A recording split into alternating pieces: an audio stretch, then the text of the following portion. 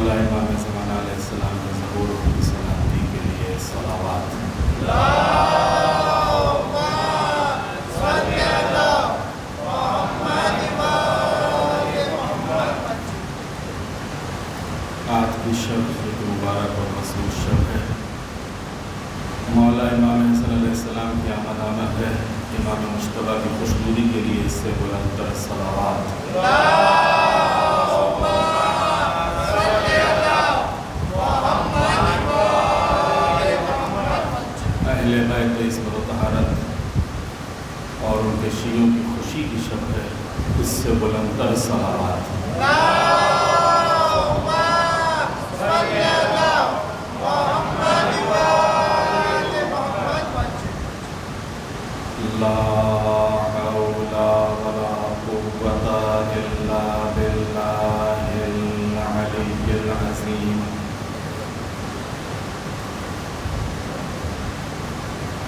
أعوذ بالله من الشيطان اللعين الرجيم۔ بسم الله الرحمن الرحيم۔ الحمد لله رب العالمين،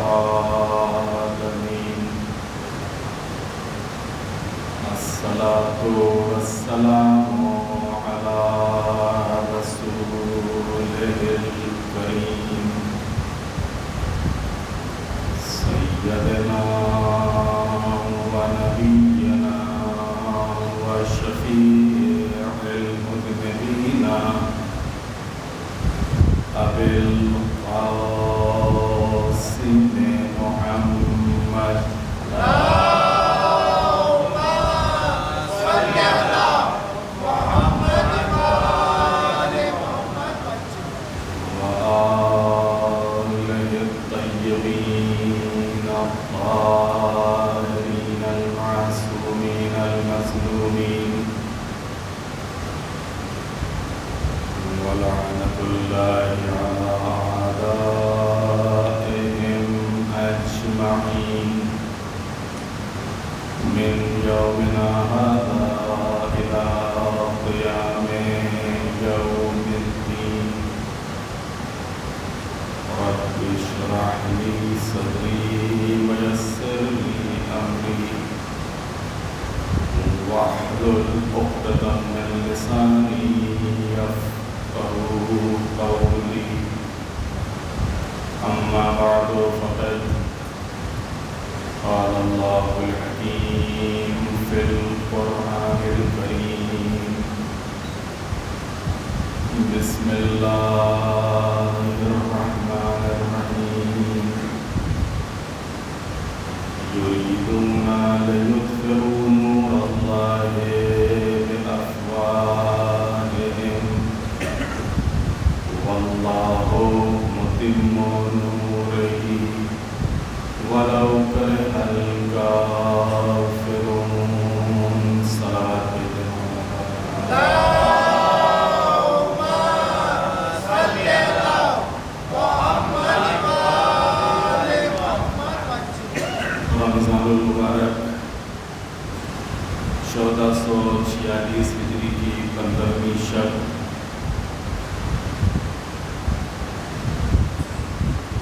وہ مبارک اور مسعود شب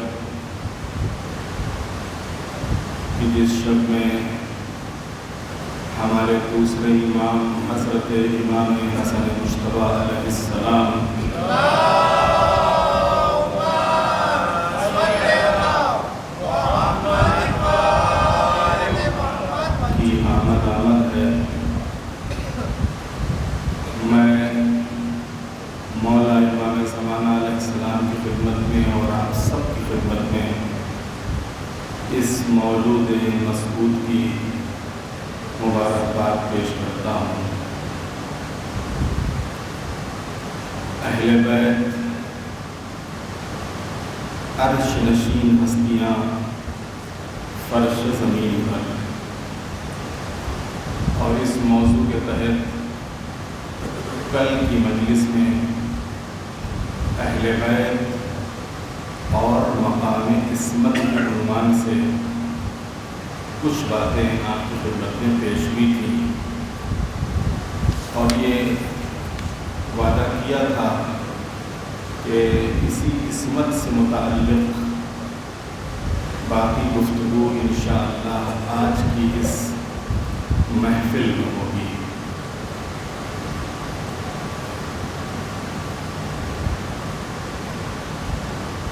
कल के बयान की रोशनी में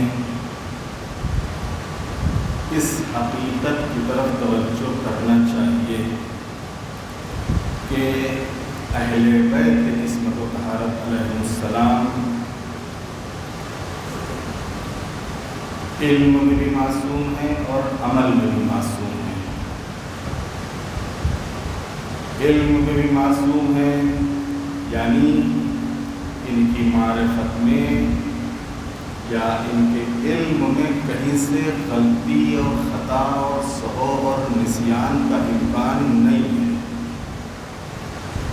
अमल में भी मासूम है यानी इनका जो अमल है उस अमल में भी किसी भी तरीके का नक्स, कमी या ऐब का इम्कान नहीं है।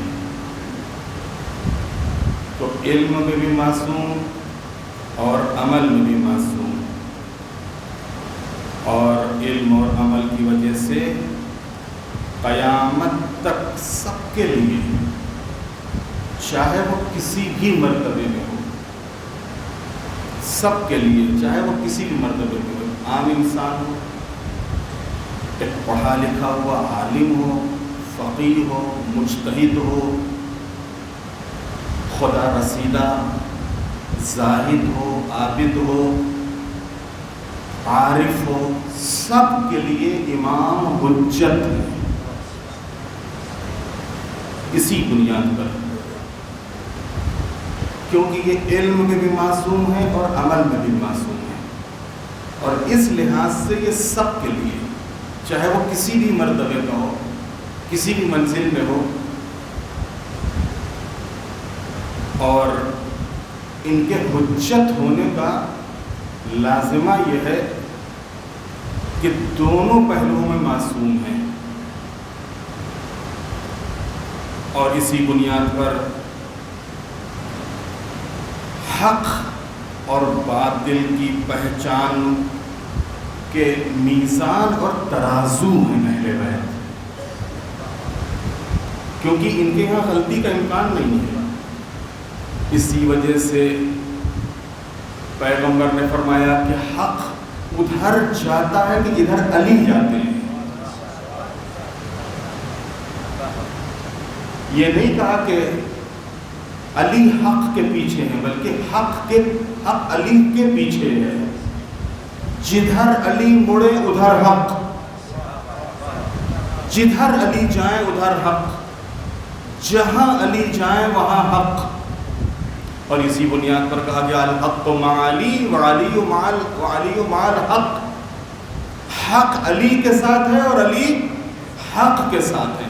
इसी बुनियाद के ऊपर है, क्योंकि ये हक़ और बातिल के लिए एक मीज़ान है, एक तराजू है। अगर आपको हक़ को पहचानना है तो अली को पहचानो, अली की पहचान से हक़ की पहचान होगी। और अगर तुमको बातिल को पहचानना है तो भी हम इसी दरवाजे पर आना होगा। इन्होंने जिसे कहा हक़ वो हक़, और जिसे इन्होंने कहा बातिल वो बातिल। जो इनके दर पे आ गया वो हक़, जिसने इनके दर से मुंह फेर लिया वो बातिल। एक सलावत भेजते मोहम्मद वाले मोहम्मद।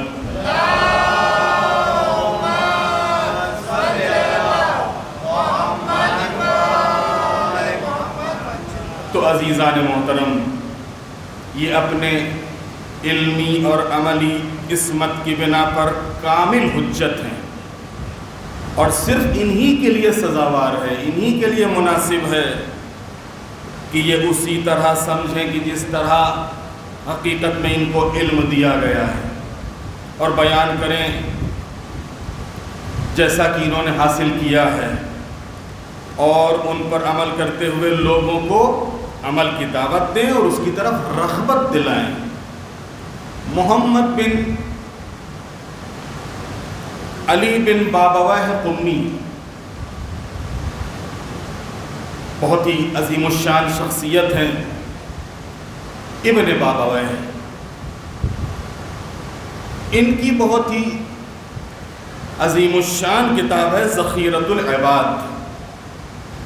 اس ذخیرۃ العباد میں معتبر سند کے ساتھ ابن عمیر سے روایت کرتے ہیں کہ ہشام بن حکم کے ساتھ نشست برخاست میں 4 چیزوں سے بہتر نہیں سنا انہوں نے. کہتے ہیں کہ انہوں نے یہ روایت کرتے ہیں کہ ہم جو ہشام کے ساتھ اٹھتے بیٹھتے تھے، ہشام کو چھٹے امام کے شاگرد کہ جنہوں نے بصرے کی جامع مسجد میں بصرے کے امام سے مناظرہ کیا تھا، اور وہ مناظرہ خود چھٹے امام کو بڑا پسند آیا تھا کہ جس وقت یہی ہشام بصرے کی مسجد میں پہنچے ہیں اور دیکھا کہ لوگ امام کو گھیرے ہوئے ہیں. یہ قریب گئے تو دیکھا کہ امامت کے مسئلے پہ گفتگو ہو رہی ہے، امامت کے مسئلے پہ گفتگو ہو رہی ہے. اب ظاہر سی بات ہے کہ اگر آج بھی اگر کوئی شیعہ کسی جگہ کے اوپر جائے اور اسے ذرا سا اگر یہ پتہ چل جاتا ہے کہ یہاں کے اوپر اہل بیت سے متعلق یا ائمہ اطہار علیہ السلام سے متعلق یا امام حسین سے متعلق یا مولا علی سے متعلق کوئی بات ہو رہی ہے تو فوراً چونک جاتا ہے، یہاں کہاں، کون کر رہا ہے، کیسے ہو رہی ہے بات. اور ایک عجیب سی کیفیت بہرحال ایک دل میں پیدا ہوتی ہے. ابھی اسی رمضان مبارک سے پہلے ہی اسی آخری ہفتے میں شعبان کے اب دلی سے واپس آ رہا تھا، احمد آباد اسٹیشن کے اوپر پہنچا رات کے 1 بجے. اب جو پہلے پلیٹ فارم پہ پہنچا تو وہاں آواز آ رہی من کنتو مولا من کنتو مولا. یہ کہاں، یہ احمد آباد کا اسٹیشن اور یہاں من کنتو مولا. تو پتہ چلا کہ قریب میں ایک مزار ہے اسی پہلے ہی پلیٹ فارم کے اوپر، اور یہ جو پہلا پلیٹ فارم کے اوپر مزار ہے ان کا آج عرس ہے، اور وہاں کے اوپر وہ بہرحال اپنا جو ان کا خوشی کا اور عرس کا انداز ہے اس انداز سے وہ، اور وہاں کے اوپر محفل سما سجی ہوئی ہے، اور اس محفل سما میں من کنت مولا بہرحال. لیکن علی والا وہ تو جب بھی من کنت مولا سنے گا تو بہرحال خود ایک مرتبہ متوجہ تو ہو ہی جاتا ہے کہ یہاں کہاں میرے مولا کا ذکر ہو رہا ہے. ایک صلوات بھیجتے محمد والے محمد.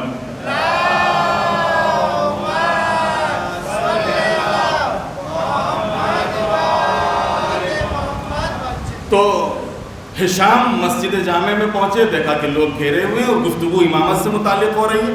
یہ چونک گئے، امام، یہ کیا جانے امام کون ہوتا ہے، امام کو تو ہم سے پوچھو. لہذا ہشام قریب گئے تو دیکھا کہ امام صاحب بڑے اعتماد کے ساتھ فرما رہے ہیں کہ کوئی ضروری نہیں ہے کہ امام اللہ کی طرف سے ہو اور اللہ اس کو منتخب کرے یا اللہ چنے، بلکہ یہ حق اللہ کے رسول نے خود امت کو دیا ہے.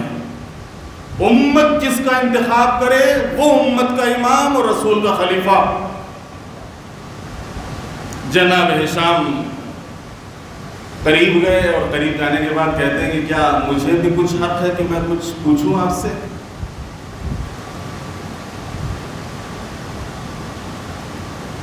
اب ظاہر سی بات ہے کہ جب ہر روز کا نظروں میں سمایا ہوا مجمع ہوتا ہے، کوئی اگر نیا چہرہ آ جاتا ہے تو پتہ تو چل ہی جاتا ہے کہ یہ باہر کا ہے. لہذا ایک مرتبہ سوال کرتے ہیں کہاں سے آئے ہو؟ کہا کوفے سے آئے ہو. کوفے سے آئے ہو. اب ظاہر سی بات ہے کوفے کا نام ہی ان کے لیے ایک تیر تھا. جی فرمائیے کیا فرما رہے ہیں؟ کہا ابھی آپ یہ امامت کے اوپر گفتگو فرما رہے تو اسی سے متعلق سوال ہے ہمارا. جی کہ یہ بتائیے کہ آپ کی آنکھیں ہیں؟ سوال امامت کا ہو رہا ہے، یہ سوال کر رہے ہیں آنکھوں کا. آنکھیں ہیں تو ظاہر بات ہے عجیب و غریب سوال تھا، غصہ آنا چاہیے تھا. انہوں نے کہا میں جتنا پوچھ رہا ہوں اتنا بتا دیجئے کہ آپ کی آنکھیں ہیں، کہاں ہیں، کیا ان سے کیا کام لیتے ہیں آپ، کیا ان سے دیکھتا. اور اس کے بعد کہتے ہیں کان ہیں آپ کے؟ کہ بھائی تمہاری بات سن رہا ہوں، یہ کان نہ ہوتے تو کیسے سنتا. میں مختصر کر دوں کہ انہوں نے تمام جسم کے حصوں کے متعلق سوال کیا اور آخر میں کہتے ہیں یہ بتائیے کہ آپ کے دل ہے. تو مرتبہ امام نے کہا کہ یہ عجیب و غریب انسان ہے، یہ دیکھ رہا ہے کہ میں دیکھ بھی رہا ہوں، سن بھی رہا ہوں، بول بھی رہا ہوں، ہمارے ہاتھ پیر حرکت بھی کر رہے ہیں، اور اس کے باوجود یہ پوچھ رہا ہے کہ دل ہے. کہا نہیں، جتنا میں معلوم کر رہا ہوں اتنا بتا دیجئے کہ دل ہے. کہاں دل بھی ہے. کیا اس دل سے کیا کام لیتے ہیں؟ کیا اس دل کا کیا کام ہے؟ کہ دل، ارے دل ہی تو سب کچھ ہے. یہ جو آنکھیں دیکھ رہی ہیں دل ہی کی وجہ سے تو دیکھ رہی ہیں، یہ جو زبان بول رہی ہے دل ہی کی وجہ سے تو بول رہی ہے، یہ جو کان سن رہے ہیں دل ہی کی وجہ سے تو سن رہے ہیں، یہ ہاتھ پیر جو حرکت کر رہے ہیں دل ہی کی وجہ سے تو حرکت کر رہے ہیں، یہ سارے اعضاء جسم جو حرکت کر رہے ہیں دل ہی کی وجہ سے تو کر رہے ہیں. اچھا اس کا اور کیا کام ہے؟ کہ اس کا اور کام یہ ہے کہ جب بھی ہمارے یہ جسم کے حصے شک میں مبتلا ہوتے ہیں کہ یہ دیکھیں کہ نہ دیکھیں، یہ سنیں کہ نہ سنیں، یہاں قدم آگے بڑھائیں کہ نہ بڑھائیں، یہ چیز کھائیں کہ نہ کھائیں، تو یہ دل ہی ہے کہ جو اس کی رہنمائی کرتا ہے.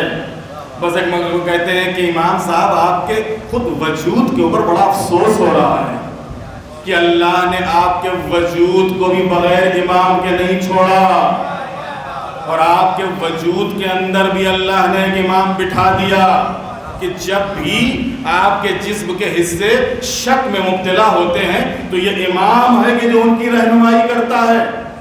تو جب اللہ نے جسم کے اندر ایک امام رکھا کہ جو شک کے موقع کے اوپر ہماری رہنمائی کرتا ہے کہ یہ کرے کہ نہ کرے، یہ سنے کہ نہ سنے، یہ دیکھے کہ نہ دیکھے، یہاں جائے کہ نہ جائے، تو آپ نے کیسے سوچ لیا کہ اتنی بڑی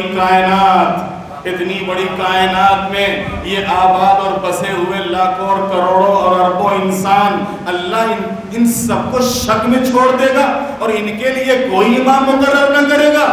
کہ جس اللہ نے انسانی جسم کے لیے ایک امام مقرر کیا تو کیا وہ اتنی بڑی کائنات کو بغیر امام کے چھوڑ دے گا؟ امام صاحب سنیے، جس طریقے سے جسم کے لیے دل کی ضرورت ہے ایسے انسانی سماج کے لیے امام کی ضرورت ہے. ایک صلوات بھیجتے محمد والے محمد.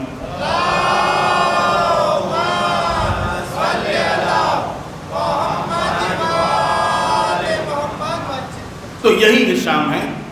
یہ کہتے ہیں کہ ابن عمیر کہتے ہیں کہ میں نے 4 چیزیں جو ان سے سنی تو ان سے سوال کیا کہ کیا امام مقام عصمت رکھتے ہیں؟ انہوں نے کہا بے شک، بالکل. میں نے کہا کس دلیل سے؟ آپ دلیل سنیے گا عصمت کے اوپر، کیا پیاری دلیل دی ہے جناب ہشام نے. امام معصوم کی عصمت، اس عصمت کے اوپر کیا دلیل ہے؟ کہ بے شک امام معصوم ہوتا ہے. کس دلیل سے؟ کہ سنیے،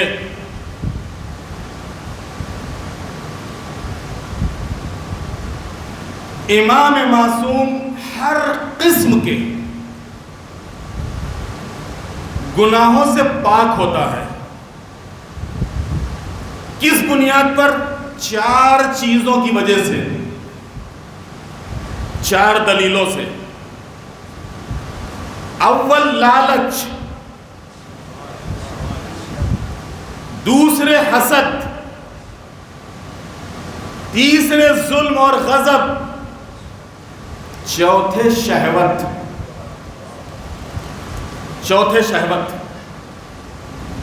اب آپ کہیں گے اس سے امام کی عصمت کہاں ثابت ہوتی ہے؟ لالچ سے اور امام سے کیا لینا دینا؟ اس سے کون سا معصوم ہونا ثابت ہوگا؟ حسد، اور امام کی عصمت، اس سے کون سی امام کی عصمت ثابت ہوتی ہے؟ ظلم یا غضب، اس سے کون سی امام کی عصمت ثابت ہوتی ہے؟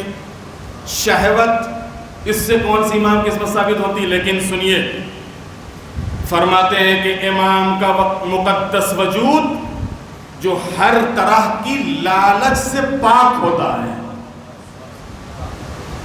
اور اس کے اندر دنیا کی لالچ نہیں ہوتی۔ اچھا، لالچ انسان کیوں کرتا ہے؟ لالچ انسان کیوں کرتا ہے؟ لالچ حاصل کرنے کے لیے، لذت حاصل کرنے کے لیے، آرام اور آسائش حاصل کرنے کے لیے لالچ ہوتی، یہ چیز مل جائے، وہ چیز مل جائے، وہ چیز حاصل ہو جائے، وہ چیز حاصل ہو جائے۔ تو لالچ کس بنیاد کے اوپر ہوتی ہے؟ کہ جو چیز اس کے پاس نہیں ہے وہ اس کے پاس آ جائے۔ لالچ اسی لیے تو ہوتی ہے کہ جو چیز اس کے پاس نہیں ہے وہ چیز اس کے پاس آ جائے۔ پیسہ نہیں ہے، پیسہ آ جائے۔ گاڑی نہیں ہے، گاڑی آ جائے۔ بنگلہ نہیں ہے، بنگلہ آ جائے۔ لیکن یہ اکبر جناب ہشام کہتے ہیں کہ امام معصوم جو اس مقدس، جس کا مقدس وجود اتنا بلند ہے کہ جو گھر بیٹھے جنت سے نعمتیں حاصل کر لے، جس کے ہاتھ کے اوپر اگر سنگریزے آ جائیں تو تسبیح و تہلیل پروردگار کرنے لگیں، جو یہاں سے بیٹھ کے وہاں کے منظر کو دیکھے تو وہ کسی چیز کی لالچ کیوں کرے گا؟ تو پہلا ثبوت کیا ہوا؟ کیونکہ ہر انسان کے اندر کہیں نہ کہیں سے تھوڑی بہت لالچ ہوتی ہے، لیکن امام کے ہاں لالچ نہیں ہوتی، حرص نہیں ہوتا۔ کیونکہ امام کے یہاں حرص نہیں ہوتا، لالچ نہیں ہوتی، لہذا وہ یہ ایک دلیل امام کے معصوم ہونے کی۔ دوسرے یہ کہ اس کے یہاں حسد نہیں ہے۔ حسد انسان کس سے کرتا ہے؟ حسد انسان اپنے سے بڑے والے سے کرتا ہے۔ ان سے بڑا کون ہے کہ جو اس سے یہ حسد کریں؟ یہ اگر دیوار کی طرف دیکھتے، پہاڑ کی طرف دیکھتے تو وہ سونے کا ہو جائے۔ جن کی محبت میں اللہ تعالیٰ نے اس پوری کائنات کو خلق کیا ہو۔ ابھی آپ حدیث شریف قصہ کی تلاوت فرما رہے تھے، انی ما خلقت سماء مبنیا ولا ارضا مدحیا ولا قمرا منیرا ولا شمسا مضیا ولا فلکا یدور ولا بحر یجری ولا فلکا یسری الا فی محبت هؤلاء الخمسة الذین هم تحت الکساء۔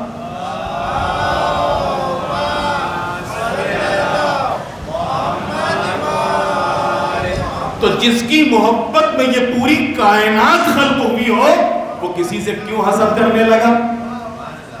تو معلوم ہوا کہ لالچ کے لحاظ سے یہ محفوظ، حسد کے لحاظ سے یہ محفوظ۔ ان کے یہاں لالچ نہیں، ان کے یہاں حسد نہیں۔ دوسرے یہ کہ ظلم اور غضب،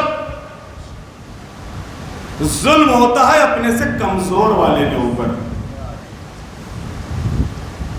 اور اہل بیت کے اندر وہ قدرت اور وہ طاقت ہے کہ اس قدرت اور طاقت کا کوئی مالک ہو ہی نہیں سکتا۔ اگر ان کی قدرت اور طاقت کو دیکھنا ہے تو یہ اشارہ کر دیتے ہیں تو ڈوبتا ہوا سورج واپس آ جاتا ہے، یہ اشارہ کر دیتے ہیں تو چاند کے 2 ٹکڑے ہو جاتے ہیں۔ پیغمبر خالی کھجور کی لکڑی اٹھا کے دے دیتے ہیں تو یہ تلوار میں بدل جاتی ہے، اور جب یہی پیغمبر آسمان کی طرف دیکھتا ہے تو ذوالفقار نازل ہو جاتی ہے۔ ایک صلوات بھیجتے محمد والے محمد۔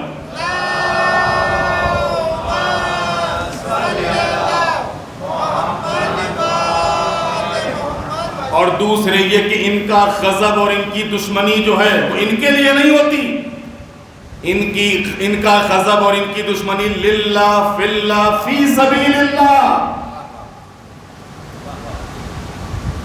جس میں جہاں اللہ غضبناک وہاں یہ غضبناک، اور جس کے اوپر اللہ غضبناک اس کے اوپر یہ غضبناک۔ لہذا ان کی دشمنی اور دوستی کا معیار ہمارے جیسا نہیں ہے، بلکہ ان کے یہاں دوستی اور دشمنی کا جو معیار ہے وہ للہ ہے، فی اللہ ہے، فی سبیل اللہ ہے۔ لہذا کیوں کسی کے اوپر ظلم کریں گے؟ تو معلوم یہ ہوا کہ اہل بیت علیہ السلام کے یہاں حرص نہیں، اس لحاظ سے یہ معصوم، اہل بیت کے یہاں حسد نہیں، اس لحاظ سے یہ معصوم، اہل بیت کے یہاں غضب نہیں، اس لحاظ سے یہ معصوم۔ چوتھے شہوت، اور کس طرح شہوات میں گرفتار ہوں، جبکہ بہشت کی ساری نعمتیں اور بہترین صورتیں ان کے سامنے ہیں۔ انسان شہوت میں گرفتار کب ہوتا ہے؟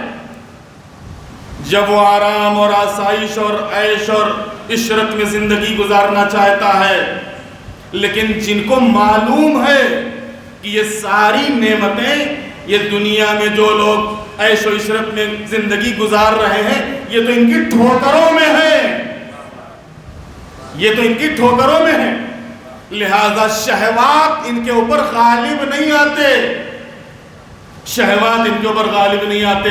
اس بنیاد کے اوپر یہ حرص ان کے یہاں نہیں، یہ معصوم، حسد ان کے یہاں نہیں، یہ معصوم، غضب ان کے یہاں نہیں، یہ معصوم، شہوت ان کے یہاں نہیں، یہ معصوم نہیں۔ تھوڑا سا الفاظ بدل دوں، دیکھیے انسانی پیکر میں ہے، یہ چیزیں تو آئیں گی، توجہ کیجیے گا جملوں کے اوپر،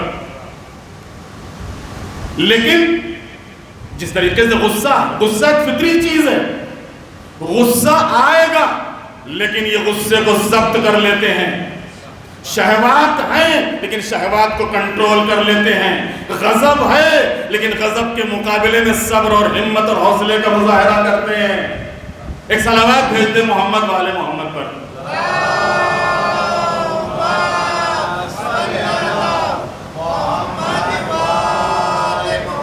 اور اہل بیت علیہ السلام کی جو عصمت ہے، اس عصمت کے مختلف پہلو ہیں۔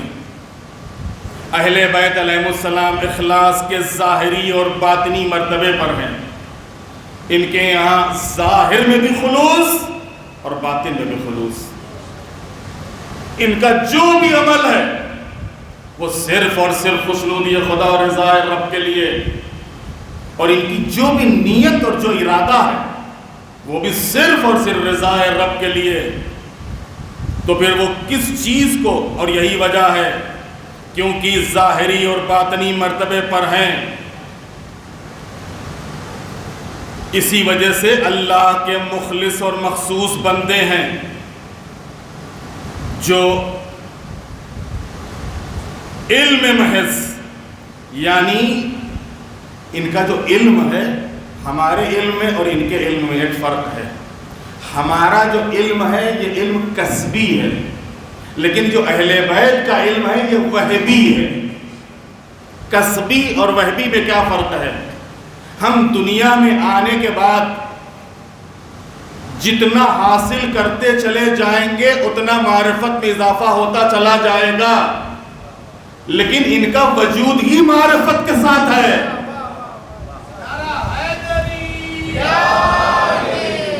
ان کا وجود ہی علم کے ساتھ ہے، یہ ادھر سے علم لے کے آئے ہیں، یہ ادھر سے معرفت کے ساتھ اس دنیا میں تشریف لائے ہیں، اور یہی وجہ ہے کہ معصوم کبھی بھی حق کو سمجھنے میں غلطی نہیں کرتا ہے، اور کبھی بھی حق میں شک کو تردید نہیں کرتا۔ امیر المومنین اپنی عصمت کے بارے میں فرماتے ہیں، ما شککت فی الحق مذ اریتہ، جب سے میرے سامنے حق پیش کیا گیا میں نے کبھی بھی شک نہیں کیا۔ کیا مطلب حق پیش کیا گیا؟ یعنی جب سے میرا وجود ہے کبھی بھی میں نے شک نہیں کیا۔ اب ظاہر سی بات ہے کہ ان کا مقابلہ کہ جن کی زندگیاں شک میں گزر گئیں، امیر المومنین سے کیسے ہو سکتا ہے؟ ائمہ طاہرین سے کیسے ہو سکتا ہے؟ لو کشف الغطاء مزددت یقینا، یہ اسی ذیل میں ہے کہ اگر میری نگاہوں کے سامنے سے پردے ہٹا بھی دیے جائیں تو ہمارے یقین میں کوئی اضافہ ہونے والا نہیں ہے۔ یہ امام علی علیہ السلام کا بیان اس بات پر دلالت کرتا ہے کہ آپ ظاہری اور باطنی اعتبار سے خدا تک پہنچنے میں آخری منزل پر پہنچے ہوئے تھے، اور حقائق کی اس منزل پر تھے کہ جہاں تک غیر معصوم کی رسائی ممکن نہیں ہے۔ ایک صلوات بھیجتے محمد والے محمد۔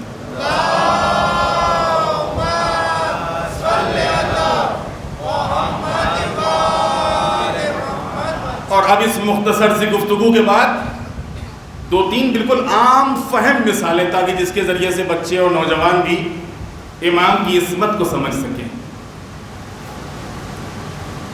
کہ اگر انبیاء اور ائمہ علیہم السلام معصوم نہ ہوں تو بہانے باز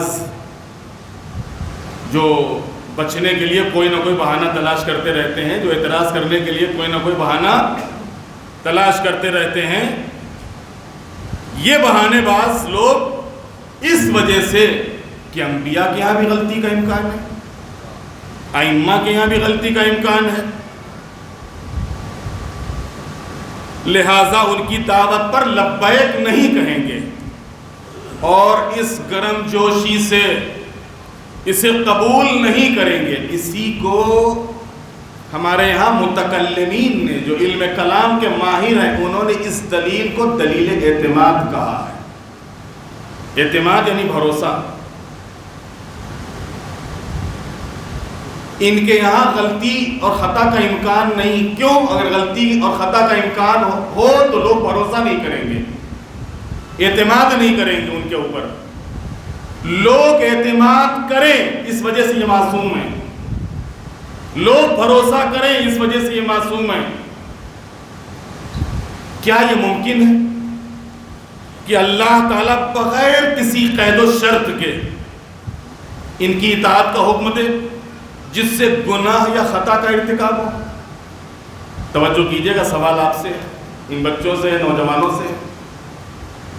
اللہ تعالیٰ نے قرآن مجید میں بغیر کسی قید و شرط کے ان کی اطاعت کا حکم دیا ہے، نہ کوئی قید لگائی نہ کوئی شرط لگائی۔ تو کیا ممکن ہے کہ اللہ تعالیٰ بغیر کسی قید و شرط کے اپنی اطاعت اور اپنے رسول کی اطاعت کے ساتھ ساتھ ایسے افراد کی اطاعت کا حکم دے کہ جن سے گناہ کا امکان ہو، خطا کا امکان ہو؟ ممکن ہے؟ نہیں ممکن ہے۔ جبکہ اگر ممکن نہیں ہے تو اللہ تو کہہ رہا، یا ایھا الذین آمنوا اطیعوا اللہ واطیعوا الرسول واولی الامر منکم، سورہ نساء کی 59 نمبر کی آیت۔ اے وہ لوگ کی جو ایمان لائے ہو، اللہ کی اطاعت کرو، رسول کی اطاعت کرو، اور تم میں جو صاحبان امر ہیں ان کی اطاعت کرو۔ میں نے کسی موقع کے اوپر آپ کی خدمت میں یہ مثال پیش کی تھی، یہاں کے اوپر بھی یہ مثال پیش کر دوں کہ جب بھی ہمیں فقہا کی تقلید کا حکم دیا گیا تو ڈائریکٹ نہیں دیا گیا کہ ہمارے فقیہوں کی تقلید کرو۔ امام معصوم نے جب ان فقیہوں کی تقلید کا حکم دیا تو وہاں بھی قید لگائی، شرط لگائی، جو اس معیار پہ پورا اترے اس مجتہد کی تقلید، جو اس معیار پہ کھرا اترے اس فقیہ کی تقلید۔ ہر فقیہ کی تقلید نہیں، ہر مجتہد کا دعویٰ کرنے والے کی تقلید نہیں۔ من کانا من الفقہاء صائنا لنفسہ،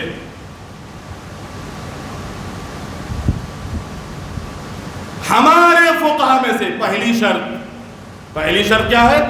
ہمارا ہو۔ توجہ کیجئے گا، پہلی شرط یہ ہے کہ ہمارا ہو۔ دوسری شرط صائنا لنفسہ، اپنے نفس کو بچانے والا، اپنے نفس کو حفاظت کرنے والا ہو۔ حافظا لدین، دین کا محافظ، مخالفا لہوا، خواہشات نفسانی سے ٹکرانے والا، مطیعا لامر مولا، اپنے مولا کے حکم کا پابند ہو، ایسے فقیہ کی تقلید کرو۔ کتنی شرطیں لگا دی، اور لیکن یہاں اللہ جب بات کر رہا، یا ایھا الذین آمنوا اطیعوا اللہ واطیعوا الرسول واولی الامر منکم، اللہ کی اطاعت کرو، رسول کی اطاعت کرو، اور صاحبان امر کی اطاعت کرو۔ اب اگر خدا نخواستہ یہ جو صاحبان امر ہیں ان کے یہاں غلطی کا امکان ہوتا، خطا کا امکان ہوتا، یہ معصوم نہ ہوتے، تو اللہ تعالیٰ اپنی اور اپنے رسول کی اطاعت کے ساتھ ساتھ بغیر کسی قید و شرط کے ان کی اطاعت کا حکم نہ دیتا، اور ڈائریکٹ اپنی اطاعت کے ساتھ ساتھ اپنے رسول کی اطاعت کے ساتھ ساتھ خود ان کی اطاعت کا حکم دینا خود اس بات کی دلیل ہے کہ جن کی اطاعت کا حکم دیا جا رہا ہے یہ معصوم ہے۔ صلوات بھیج دیں محمد والے محمد۔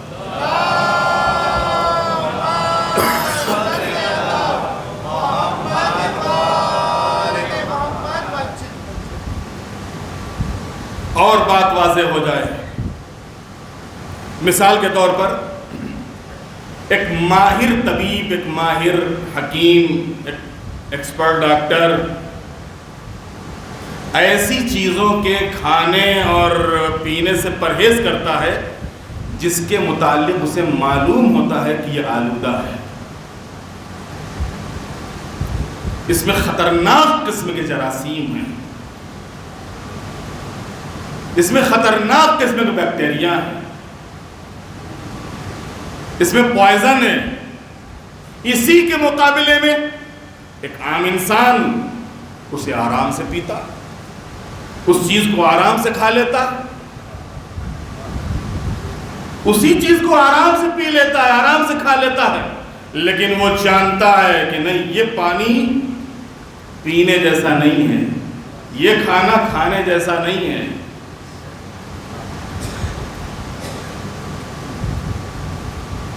اس مثال سے نتیجہ یہ نکلا کہ انسان کی علمی سطح اور آگاہی میں جتنا اضافہ ہوتا جائے گا اتنا ہی وہ خطا اور غلطی اور اشتباہ سے محفوظ ہوتا جائے گا۔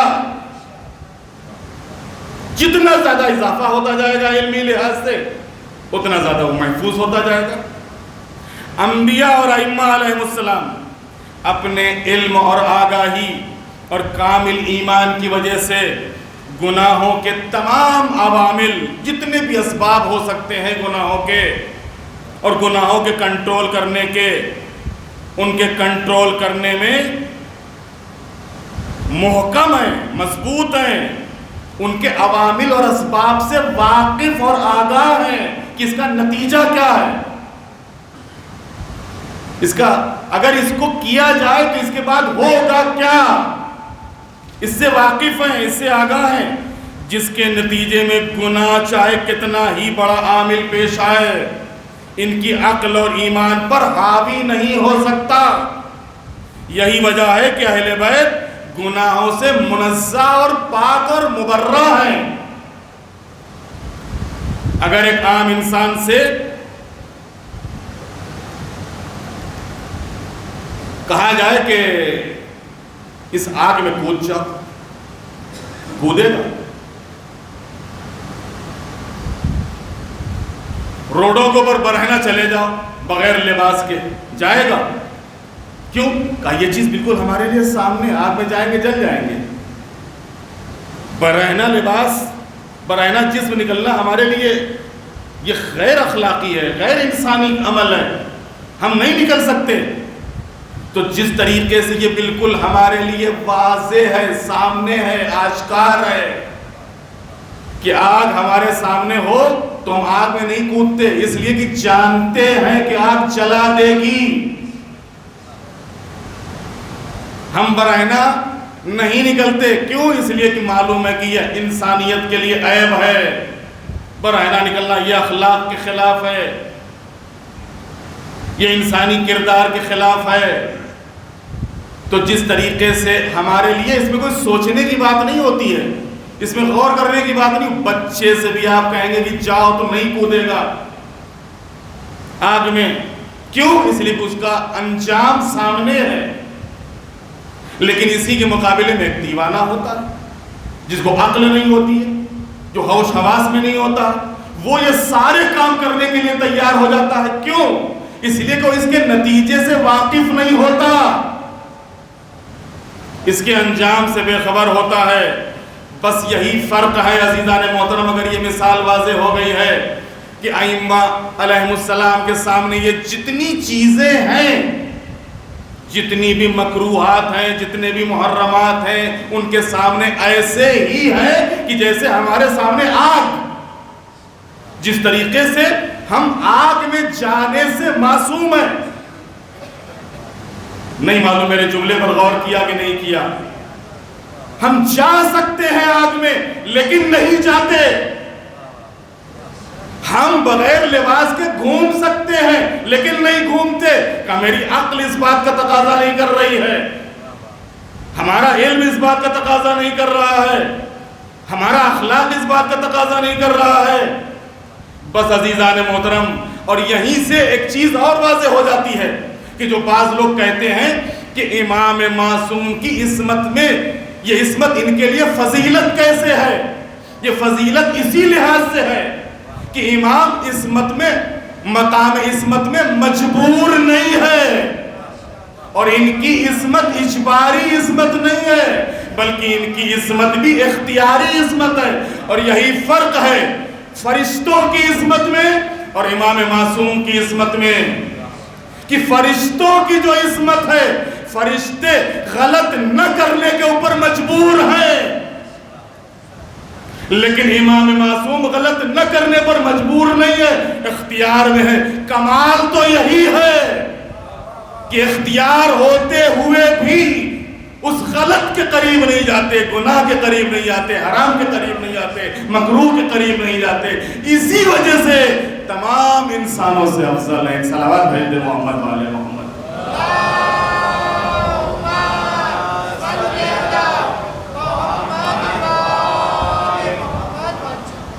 عزیزاں،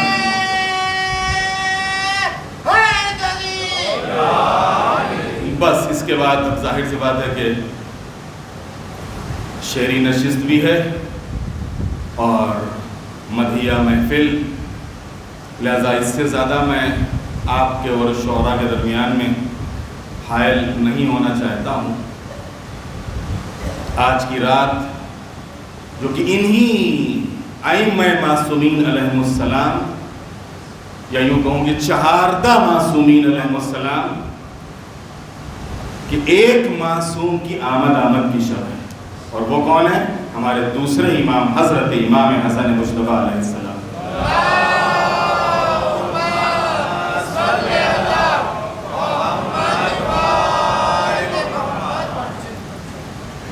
امام علیہ السلام کو زمانہ ہے امیر المومنین سن 40 ہجری میں جب آپ کی شہادت ہوئی ہے تو 40 ہجری سے لے کے 50 ہجری تک یہ آپ کی خود اپنی امامت کا دور ہے. اور اس دور امامت میں جس طریقے کے حالات پیش آئے ہیں اور جو افراد تخت خلافت اور تخت حکومت پر تھے، ان کے اندر نہ علم تھا، نہ معرفت تھی، نہ تقویٰ تھا، نہ پرہیزگاری تھی، اور جس نے اسلام کی شکل کو بگاڑ کے رکھ دیا، اگر چیز کی بنیاد تو پہلے ہی پڑ چکی تھی. اللہم لانا ولا ظالم ظلم حق محمد و آل محمد و آخرہ تابعین، یہ تو سب اتباع کرنے والے ہیں، بنیاد تو کہیں اور رکھی گئی تھی.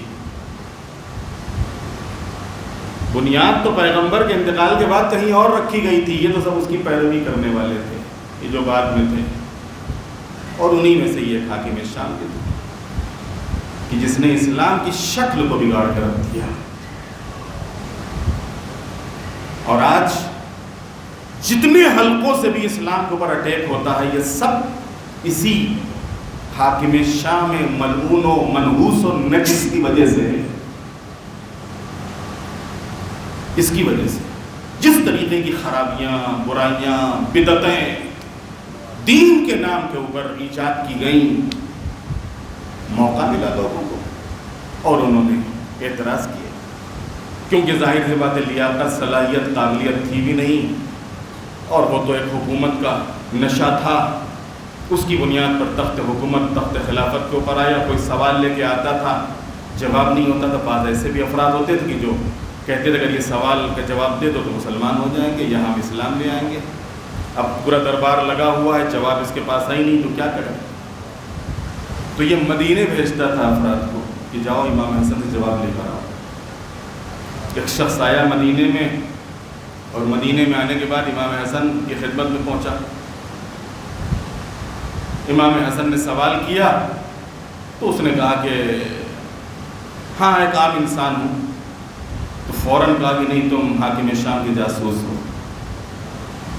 لیکن آ گئے ہو تو معلوم کرو، یہی تو اس در کی شان ہے۔ تو اس نے کہا کہ یہ بتائیے کہ حق اور باطل میں کتنا فاصلہ ہے، حق اور باطل میں کتنا فاصلہ ہے؟ امام نے فرمایا 4 انگل کا، جو آنکھ سے دیکھا جائے وہ حق، جو کان سے سنا جائے وہ باطل۔ غدیر میں تم نے مولا کو ہاتھوں پر اٹھائے ہوئے دیکھا حق، اور سقیفہ میں کیا ہوا کچھ پتہ ہی نہیں، باطل۔ ایک صلوات بھیجتے محمد والے محمد۔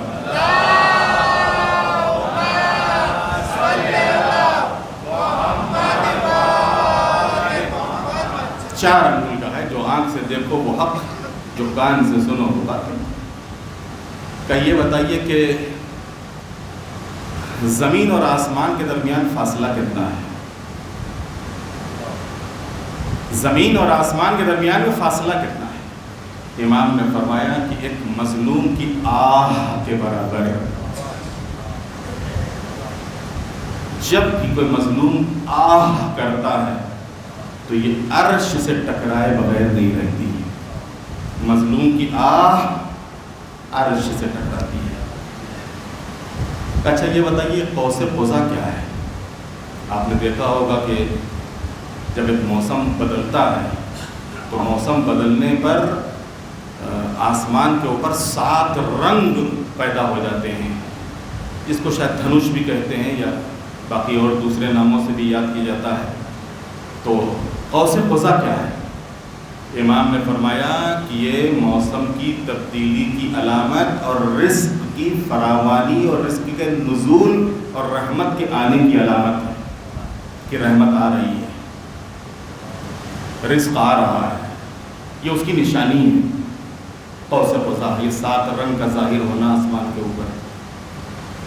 کہ یہ بتائیے کہ ایک چیز میں دوسری چیز، ایک چیز کے اوپر دوسری چیز کیسے بھاری ہے، اور ایک چیز سے دوسری چیز کیسے سخت ہے؟ تو امام نے فرمایا کہ سنو، سب سے زیادہ جو سخت ہے وہ پتھر ہے،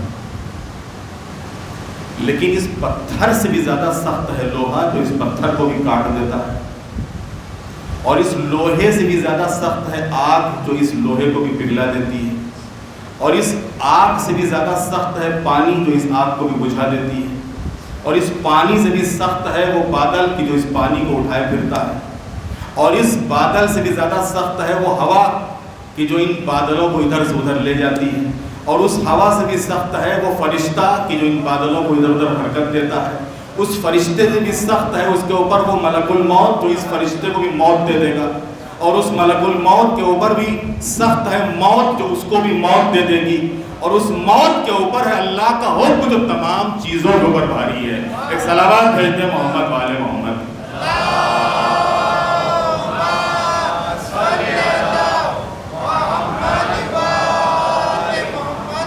تو آج اسی امام کی آمد ہے۔ میں پھر ایک مرتبہ مولا امام زمانہ علیہ السلام کی خدمت میں اور آپ سب کی خدمت میں مبارکباد پیش کرتا ہوں، اور اس باہ رحمت و برکت و مغفرت میں اس پروردگار عالم کی بارگاہ میں آج کی اس نہایت ہی مبارک شب میں دعا کرتا ہوں، بار الہ حاضرین محفل کی دینی اور دنیاوی حاجتوں کو پورا فرما، سب کی مشکلات کو آسان فرما، تمام امور کی اصلاح فرما، جنت البقیع اور جنت المعلیٰ کی تعمیر کے اسباب فراہم فرما، بار الہ جہاں جہاں بھی مومنین آباد ہیں سب کی حفاظت فرما، جو مومنین مریض ہیں خاص کر جنہوں نے التماس سے دعا کہی، معبود ان سب کو آج کی اس شب کے واسطے سے شبار بھائی ہریانی اور باقی دوسرے افراد معبودین سب کو آج کی شب کے واسطے سے شفا کامل اور عاجل عطا فرما۔ بارہ الہ تجھے واسطہ محمد والے محمد علیہ السلام کا پرچم اسلام کو سربلند فرما، پرچم کفر و نفاق کو سرنگوں فرما، مظلوموں کی مدد فرما، ظالموں کا خاتمہ فرما، مولا امام زمانہ علیہ السلام کے ظہور میں تعجیل فرما، ہم سب کو امام کے غلاموں اور ان کے ناصروں میں شمار فرما، وتقبل منا انک انت السمیع العلیم۔